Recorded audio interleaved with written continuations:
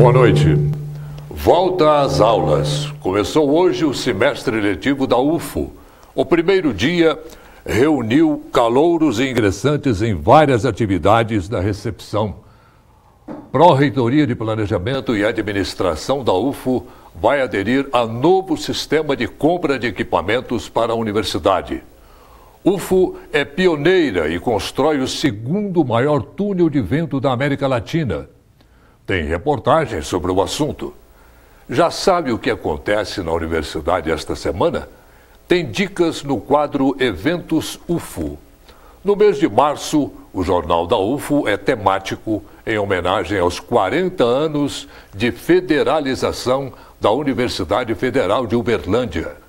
Você vai relembrar reportagens produzidas pela equipe da TV universitária que foram destaque nos últimos anos. E claro, tem notícias do momento com entrevistados no estúdio para dar a opinião sobre o tema.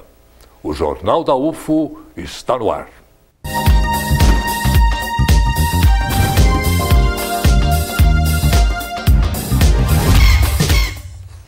Hoje é dia de volta às aulas nos campi da UFO de Uberlândia, Patos de Minas e Monte Carmelo. Em Ituiutaba, os estudos começam dia 26 de março. A nossa reportagem foi aos campi de Uberlândia para conferir esse primeiro dia dos calouros e o retorno dos veteranos para o primeiro semestre de 2018. Muita gente nova de vários cursos diferentes. Passei para biomedicina. Vou fazer fisioterapia. Eu passei para educação física. Passei para geografia. Para os calouros, quase tudo é novidade. Pedro Henrique acabou de ingressar no curso de biomedicina e dá para ver de longe a empolgação dele. Eles são muito receptivos, é muito legal, sim, tá muito legal. Felipe Nascimento é calouro do curso de educação física e diz que o esporte é uma paixão. Gosto muito de esporte, sempre fiz esporte minha vida toda, então é um negócio que sempre me acompanha desde pequeno, assim. Acho que vai dar muito certo. E para que os calouros não se sintam peixes fora d'água, a ajuda dos veteranos é importante. Vinícius é um deles e conta que o pessoal do curso de História tem essa preocupação de ajudar os ingressantes. A gente já tem conversado com eles desde que saiu a lista de aprovação, fazendo com que eles se sintam um pouco, se sintam bem, à vontade de estar vindo e conversar com a gente, para que não tenha uma vergonha da parte deles, nem na nossa. Mas para a gente conseguir fazer uma interação também, para que essa experiência da faculdade seja o melhor possível. De acordo com a Pró-Reitoria de Graduação, a UFO recebe no primeiro semestre de 2018 cerca de 3.200 novos graduandos. Desse total, metade ingressou por ampla concorrência e os outros 50% por meio de cotas. Até o momento, cerca de 800 alunos que se autodeclararam pretos, pardos ou indígenas, PPIs, passaram pelo sistema online de verificação de autodeclaração. Aproximadamente 600 candidatos foram homologados e 200 não foram aprovados pela comissão. O pró-reitor de graduação conta que a UFO preparou uma programação para recepcionar os ingressantes. É uma programação vasta, né? Na segunda-feira, no primeiro dia, a programação fica por conta dos cursos. Na terça-feira, nos campos de Uberlândia, a programação é de recepção com a administração superior, palestras, atividades culturais, e eu convido então a todos os estudantes do campus de Uberlândia para na terça-feira, dia 13, comparecerem às atividades programadas que estão disponíveis lá no site da UFO. Eu quero lembrar ainda que na quarta-feira, dia 14, nós estaremos de manhã no campus de Monte Carmelo, recebendo os novos estudantes de lá, e à tarde, no dia 14, no campus de Patos de Minas. Quero ainda lembrar aos estudantes de Ituiutaba que iniciam as atividades somente no dia 26, por questões lá do campus, problemas que tivemos lá no campus. De acordo com o coordenador geral do Diretório Central dos Estudantes, o DCE também está participando da recepção. Para começar, a gente está tentando fazer uma ação nas redes sociais para passar as informações que os calouros precisam, porque eles chegam bem perdidos, eles não têm muitas informações sobre muitas coisas. Então, nas redes sociais do DCE, a gente vai estar postando uma série de questões sobre, por exemplo, a carteirinha de estudante, sobre o MEI espaço estudantil, sobre vários direitos que eles precisam várias questões que eles precisam de buscar e precisa de ter alguma informação. E a gente está tentando se inserir também nas semanas de recepções dos cursos. A gente achou que uma ação pontual pudesse não ser tão produtiva, pudesse ir bem menos gente, pudesse não conseguir agregar a maior parte dos calouros. Então a gente achou que pulverizar fosse uma estratégia melhor. A recepção nesse primeiro dia, com as atividades propostas por cada curso, parecem ter agradado os ingressantes. Henrique gostou das boas-vindas. Até agora a gente teve palestra com os coordenadores de curso, né? E teve uma noção como é que vai ser as atividades extracurriculares. Teve tanto robótica, mostrou também a empresa júnior que tem aqui na UFO. Aí foi bom para ter uma noção de como é que vai ser o curso no decorrer dos períodos, né? Eles estão recebendo a gente muito bem, com atividades, aí a gente fica mais à vontade. Os calouros ingressam no ano em que a UFO completa 40 anos de federalização. A universidade continua sempre jovem e renovada, com a chegada constante de novos ingressantes. Aproveitem bem este semestre, que seja um semestre rico de ensino, aprendizagem, de mudança de concepção de vida, porque a universidade interfere na vida das pessoas, né? Cada vez mais a UFO é uma instituição inclusiva, né? Principalmente com o aperfeiçoamento das cotas. A gente quer garantir que as cotas sejam bem utilizadas, portanto que a gente tenha uma universidade mais justa, uma universidade mais inclusiva, uma universidade mais fraterna. O Jornal da UFO de hoje será em homenagem aos 40 anos de federalização da Universidade Federal de Uberlândia, para lembrar importantes momentos da história da universidade e os avanços nas áreas de ensino, pesquisa e extensão ao longo dessas 4 décadas. Nós convidamos o reitor da UFO, professor Walder Steppen Júnior, e o pró-reitor de Planejamento e Administração, Darizon Alves. Reitor, muito boa noite. Boa noite. Seja muito bem-vindo na estreia do nosso jornal. É um prazer muito grande tê-lo conosco aqui em nossa bancada. Prazer é todo meu. Um novo ano letivo começando, com 40 anos de história da universidade. É uma data com um sabor bem gostoso, diferente. Sem dúvida, a gente começa esse ano letivo de 2018 carregando, né, essa alegria, essa realização de chegarmos ao 40º aniversário de federalização da universidade.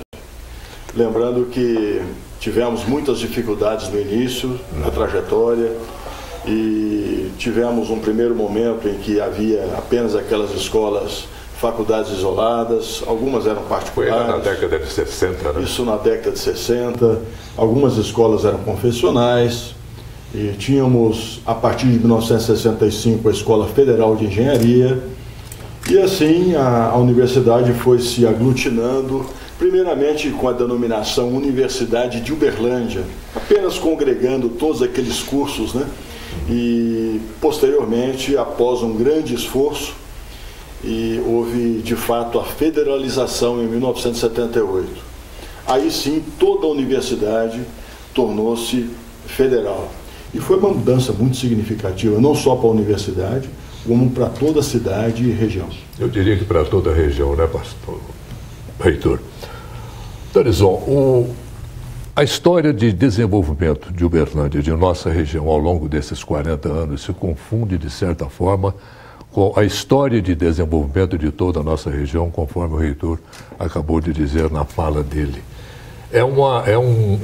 Foi um ciclo, esses 40 anos foram um ciclo de grande desenvolvimento para toda a região, particularmente para Uberlândia, graças ao advento da universidade. Certamente. A universidade ela tem uma importância ímpar em todo esse desenvolvimento aqui na região de Uberlândia. Isso porque ela traz valores, né, forma novas pessoas, e essas pessoas ficam à disposição dessa região de Uberlândia, que é uma região muito pioneira, né, e procura sempre estar prestando os melhores serviços para todo o Brasil. Então, você vê que a vinda da universidade, trazendo novos valores, diversos cursos aglutinados, e ao longo do tempo, né, incorporando novos cursos, realmente foi um marco e um divisor de águas na nossa região, particularmente na cidade de Uberlândia. Foi a formação de novas inteligências, né? Jovens que vinham para cá. Que permaneceram. Exatamente, de outras regiões aqui, casavam, construíam famílias. Permaneceram e deram esse impulso extraordinário à nossa cidade. E a volta às aulas, reitor, como é que o senhor está vendo esse burburinho de novo, essa agitação gostosa da meninada? Então, desde os dias da matrícula, a gente já vem sentindo esse pulsar, né, da moçada chegando para as aulas, né? E é sempre uma emoção nova. É sempre uma emoção nova. Agora as matrículas têm sido realizadas no prédio da reitoria. Então, ao chegar de manhã, a gente já percebe os jovens ansiosos lá naquele momento da matrícula, muitos deles acompanhados de namoradas, namorados, de familiares, né? Aquele momento de ingresso, né, numa universidade federal. Eu creio que é um momento muito importante, não só para os jovens, mas também para as suas famílias, para os seus amigos. Isso, então, motiva toda a sociedade. E depois, agora, já no primeiro dia de aula, já essa movimentação toda, dificuldade de estacionamento, dificuldade de locomoção em determinados horários, o nosso restaurante universitário sendo frequentado ativamente. Então é a vida, é o pulsar da universidade. É uma série de bons problemas, né? Uma série de bons problemas. Lembrando que o nosso maior patrimônio, de fato, são os nossos estudantes. Reitor, a história da Universidade de Uberlândia, ela foi construída graças ao esforço, à abnegação, ao desprendimento de várias pessoas daqui de Uberlândia e de nossa região. Como é que o senhor vê essa história de abnegação, conforme eu já disse, em relação a essas pessoas que ajudaram a construir, a fazer a universidade? Eu estou na Universidade Federal de Uberlândia, vou completar 42 anos, dia 1º de julho. O senhor chegou antes da federalização? Cheguei, portanto, na Escola Federal de Engenharia, então eu já fui contratado nesse contexto, embora seletista naquela ocasião.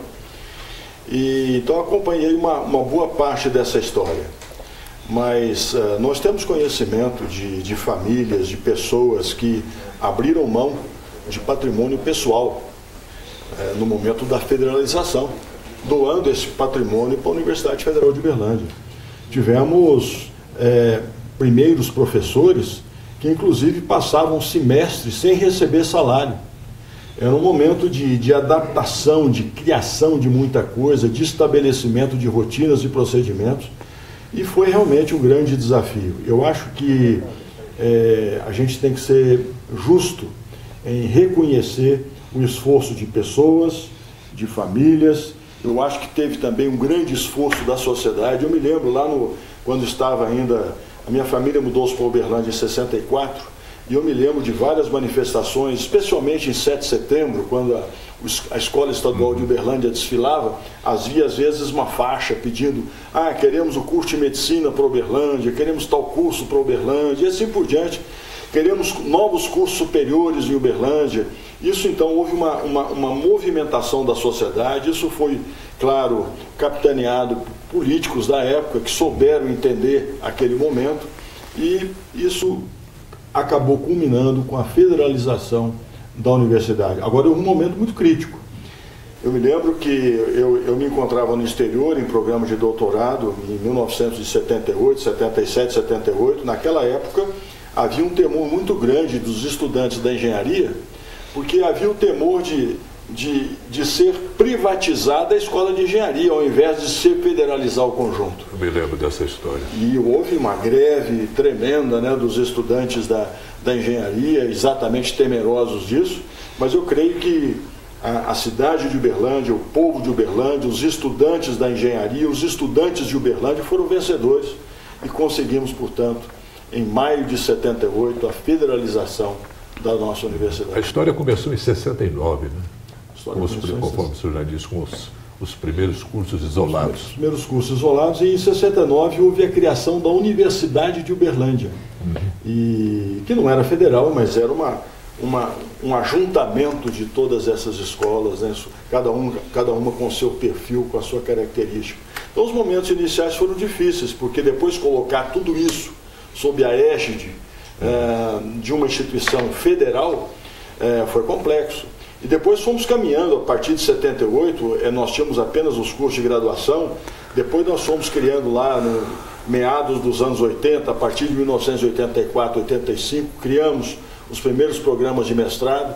Em 1994, criamos os primeiros cursos de doutorado, de tal forma que temos hoje um elenco extremamente importante. E isso sem se esquecer da nossa ESEBA, que é o nosso colégio de aplicação. Foi criado inicialmente com uma escola de benefício chamada Nossa Casinha, depois tivemos uma escola técnica de saúde, de tal forma que hoje a Universidade Federal de Uberlândia era abriga desde a pré-escola até o pós-doutorado.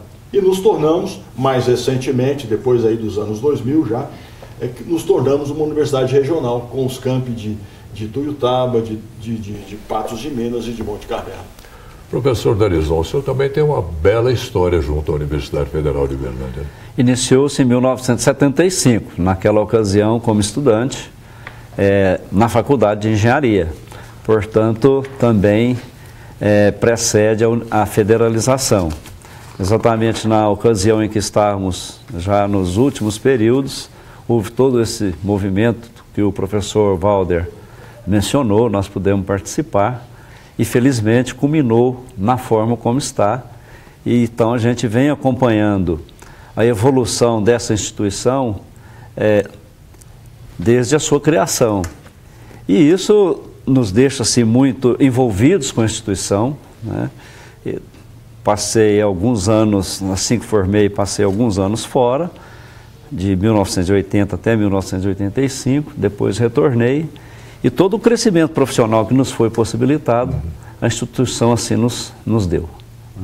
Então, muito bom. Agora é hora de falar sobre o tempo. Confira como ficam as temperaturas nesta terça-feira em Uberlândia e em outras cidades da região.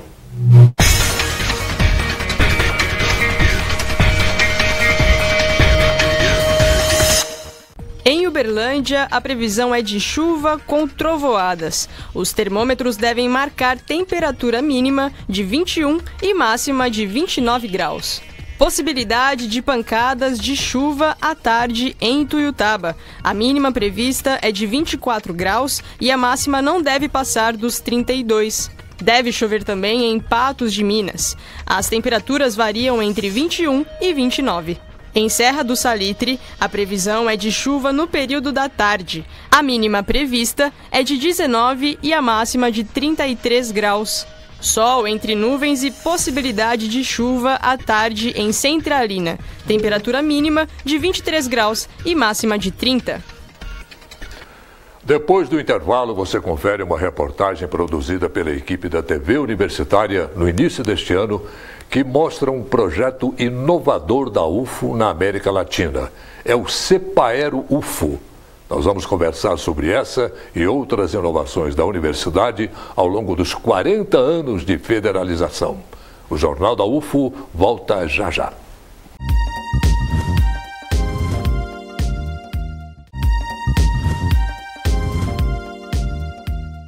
Pensando na ampliação de centros de pesquisa e no aumento de equipamentos de ponta, a Universidade Federal de Uberlândia construiu o segundo maior túnel de vento da América Latina.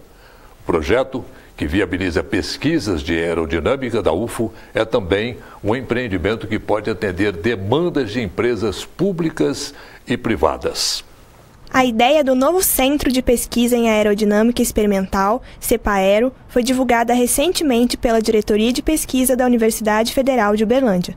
De acordo com o professor da Faculdade de Engenharia Mecânica e coordenador do centro, Odenir, o projeto começou a ser desenvolvido há 8 anos com a proposta de impulsionar avanços em diferentes áreas da indústria. A ideia geral foi mesmo a criação de um centro de pesquisa, através do suporte, do apoio financeiro da FINEP, com a criação de um túnel de vento, equipamentos acessórios que possam gerar, então, essa infraestrutura para pesquisa na Universidade Federal de Uberlândia.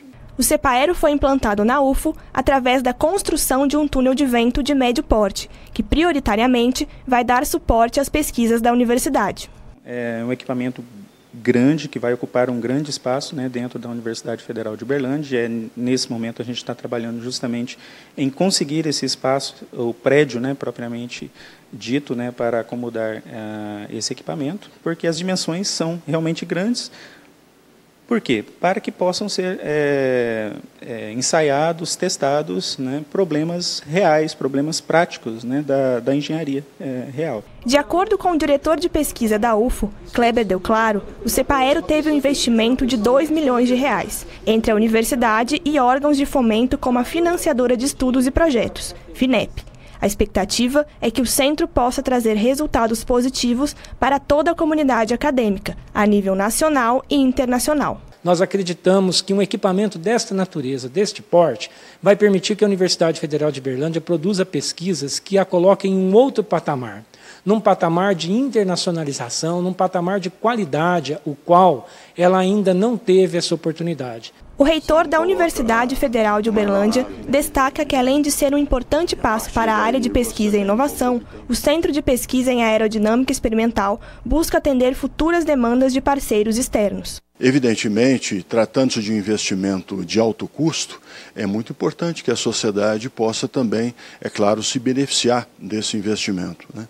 Então, por isso nós estamos buscando, a partir da divulgação desse túnel de vento, parcerias tanto com empresas públicas, empresas privadas, outras instituições, o desenvolvimento de trabalhos de iniciação científica, de mestrado, doutorado, pós-doutorado. Então, existe uma gama de possibilidades que podem ser desenvolvidas utilizando esse equipamento. Um túnel de vento é o principal instrumento para avaliar características de veículos aéreos, mas o coordenador do CEPAERO explica que as funcionalidades desse equipamento vão além de questões de engenharia aeronáutica. Por exemplo, uma ponte, né, que esteja sujeita a uma corrente de vento, tá? Não só a corrente marítima, mas a corrente de vento. Se não for feita uma análise das cargas, das forças aerodinâmicas que estão atuantes sobre essa ponte, num belo dia, com uma corrente de ar muito forte, um vento muito forte, essa ponte ela pode se colapsar, pode se quebrar, né, devido à ação do vento. Então, essa análise ela pode ser feita, né, num modelo em escala reduzida, né, dentro do túnel de vento. 40 anos de história com muita coisa para contar, não, reitor? Esse CEPAERO ajuda na internacionalização da universidade? Certamente, né, porque é um equipamento que desenvolver pesquisas extremamente importantes, relacionadas não apenas a veículos aéreos, mas a veículos de uma forma geral. Como foi mencionado na entrevista que ouvimos, até estruturas de construção civil, como pontes, viadutos e coisas dessa natureza. Então, dentro desse elenco de possibilidades, a partir de modelos de escala reduzida, dá para se prever como é que essa estrutura vai se comportar dinamicamente quando construída. Então, é uma ferramenta extremamente importante e, dado o investimento feito e a competência instalada, nós temos que maximizar a utilização desse equipamento. Então, estamos contando aí com os nossos alunos, desde bolsistas de iniciação científica, mestrado, doutorado, pós-doutorado, parcerias com empresas, né? Parcerias com empresas porque é onde vai se encontrar a aplicação final, a destinação final dos trabalhos desenvolvidos no equipamento como esse. Professor Darizon, é um exemplo prático de pesquisa que saiu da gaveta e virou negócio. Sim, a universidade se presta a gerar os conhecimentos e presta esse tipo de serviço à sociedade. Então, esse é um caso muito bem exemplificado e nós temos na instituição uma série de outras alternativas que a sociedade pode se beneficiar. Então, há sempre esse interesse forte da instituição em manter uma relação forte com a sociedade, seja indústrias, empresários, né, que venham buscar dentro da universidade conhecimento desenvolvido nessas técnicas avançadas e desenvolvidas aqui. O senhor já disse, mas de uma forma mais ampla, reitor, a utilização de projetos assim, de realizações que já não é projeto mais, pela iniciativa pública, pela iniciativa privada. Como é que o pessoal tem que fazer para se utilizar disso? A empresa pública e a privada. Bom, o caminho tanto para a empresa pública como para a empresa privada para usufruir desse tipo de conhecimento é mais ou menos o mesmo para qualquer uma dessas estruturas. O que acontece é que muitas vezes nós podemos fazer uma parceria através de uma empresa júnior. A empresa júnior é contactada para fazer um pequeno estudo e então os estudantes, juntamente com os professores, vão conduzir esse trabalho. Pode ser algo mais sofisticado, pode ser que nos seja encomendado, nos seja solicitado desenvolver um perfil para usar numa determinada aeronave. Isso já vai englobar um estudo um pouco mais aprimorado, quem sabe envolvendo uma dissertação de mestrado, uma tese de doutorado.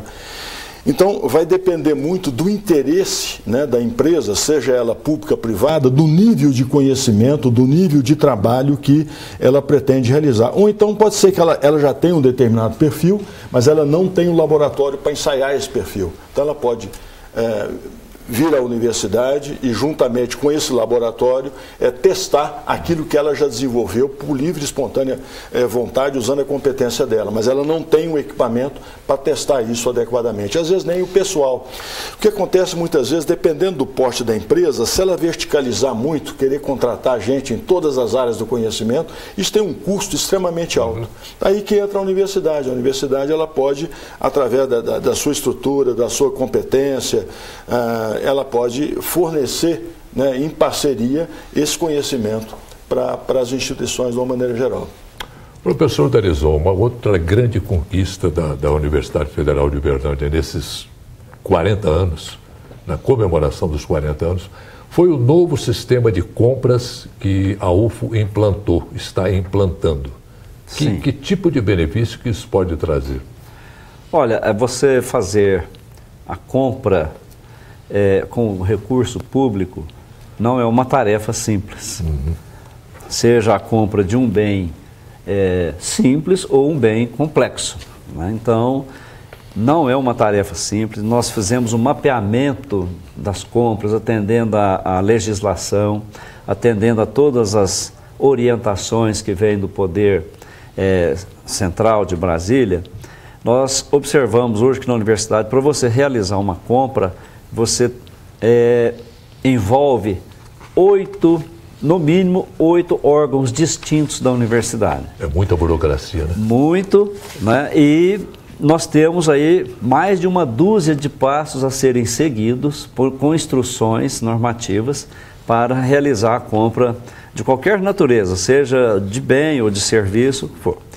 E nós vimos fazendo esse processo num espaço de tempo curto, porque normalmente a liberação orçamentária, a liberação dos recursos por parte de Brasília, ela acontece a partir de maio, né? E quando chega setembro, outubro, você já tem que estar fechando, porque você tem que fazer os fechamentos das compras. Então, o que ocorre é que você ficava com pedaços, um período de tempo muito escasso para realizar todos os procedimentos. Certo. E nós, com as nossas equipes, fizemos um estudo. É muito mais de planejamento, de iniciar, antes de ter os recursos, mas tendo o orçamento aprovado, nós já vamos dando todos aqueles passos necessários para coincidir. Quando o recurso é de fato liberado, você já está com os passos bastante adiantados. Então nós estamos iniciando esse processo neste ano, estamos assim muito otimistas de que nós vamos fazer um uso bem mais racional e eficiente desse recurso nosso. Reitor, esse sistema, o novo sistema de compra, com certeza vai trazer mais transparência e mais economia e menos burocracia nas compras. Exatamente.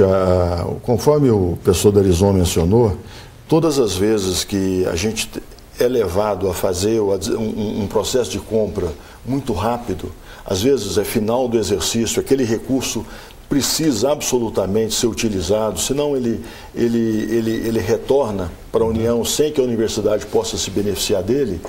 Então, essa correria que é normal se observar em muitas instituições em final de ano, isso que a gente quer evitar. Além disso, tem uma etapa desse processo muito importante, que é o que a gente chama de precificação. Qual é o preço justo daquele bem? Então, nós vamos ter mais tempo, temos agora uma estratégia de coleta desses orçamentos, através de uma equipe com a participação das unidades acadêmicas, unidades administrativas, de tal forma que a formação do preço por parte das equipes da universidade vai ser muito mais segura e nós, portanto, compraremos melhor. De uma forma assim, a compra será feita, vamos dizer, no atacado. Exatamente, exatamente. Isso vai evitar o que é muito criticado no serviço público, que é o fracionamento de despesa. É eu, por exemplo, lançar diferentes processos de compra ao longo do ano para comprar a mesma coisa. Então eu vou comprar uma vez só, porém atendendo a todos, em função do planejamento bem executado, e comprando mais, evidentemente, se consegue um preço mais razoável. Muito bom. Quer saber a programação do que acontece na universidade nesta semana? Fique ligado nas dicas do nosso quadro Eventos UFO.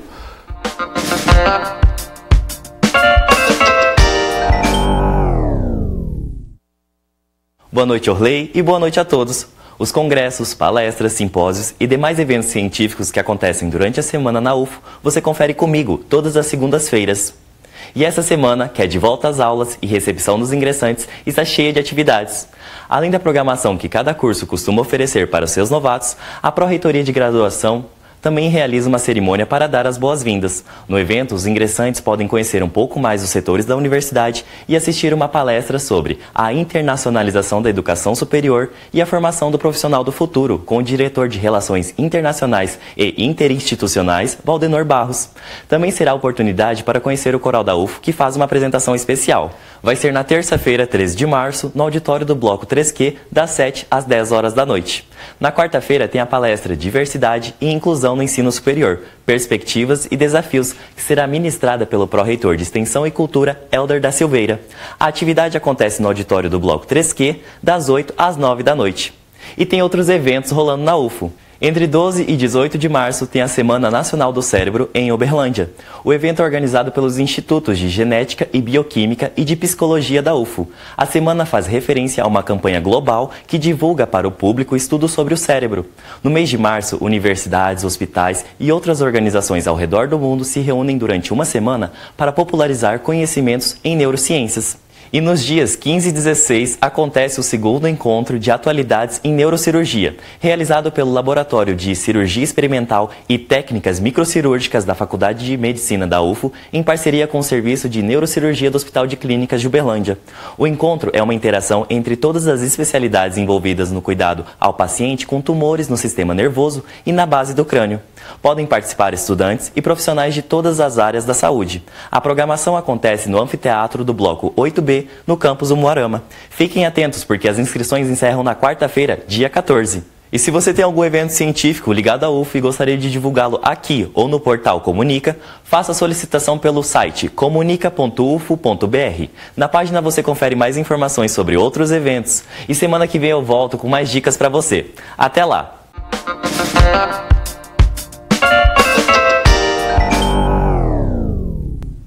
Reitor Valder Steffen, muito obrigado pela sua presença aqui em nossa estreia do Jornal da UFO. Eu que agradeço, um prazer encontrá-lo aqui. Foi um prazer muito grande. Pró-Reitor Darizon, foi um prazer muito grande, muito obrigado sempre à pela sua presença. Muito sucesso para o jornal. Para nós todos. Nós voltamos com mais informações para você. Muito obrigado pela sua companhia, uma boa noite e até lá.